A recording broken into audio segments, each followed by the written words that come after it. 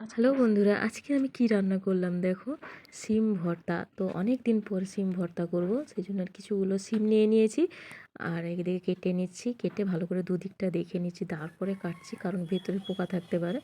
তো ওই জন্য ভালো করে দেখে কেটে নিয়েছি। আর কড়াইতে দিয়ে দিয়েছি দেখো তেল, সর্ষের তেল, আর দুটো শুকনো লঙ্কা ভেজে নিচ্ছি। ওটা রসুন দিয়ে দিলাম, রসুনটাকেও ভেজে নেবো। তারপরে দিয়ে দিলাম সিমগুলো হালকা ভাজা নেড়ে চেড়ে লবণ দিয়ে দিলাম, দিয়ে ঢাকা দিয়ে দেবো যাতে একটু সেদ্ধ হয়ে যায়। সেদ্ধ হয়ে গেছে। আর এখন আমি নিয়ে নিচ্ছি সিলে দিয়ে বেটে নেব।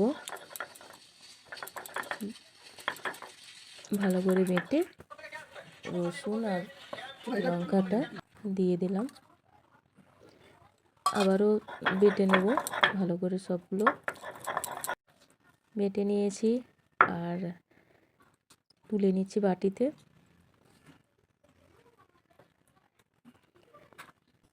কড়াইতে সর্ষের তেল দিয়ে দিলাম, আর সাথে দিলাম কালো জিরে। একটু ভাজা হয়ে গেলে আর পেঁয়াজ কুচি দিয়ে দেবো। পেঁয়াজটাও ভালো করে ভাজা হয়ে গেলে, ভাজা হয়ে গেছে, আর দিয়ে দিচ্ছি সিম বাটাটা।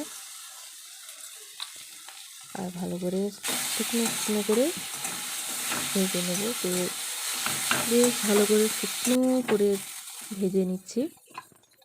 ভাজা হয়ে গেছে, এখন তুলে নিচ্ছি বাটিতে।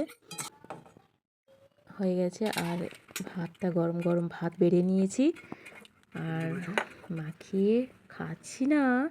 খেতে কিন্তু সেই ছিল, গরম ভাতে অসাধারণ লাগে, দারুণ।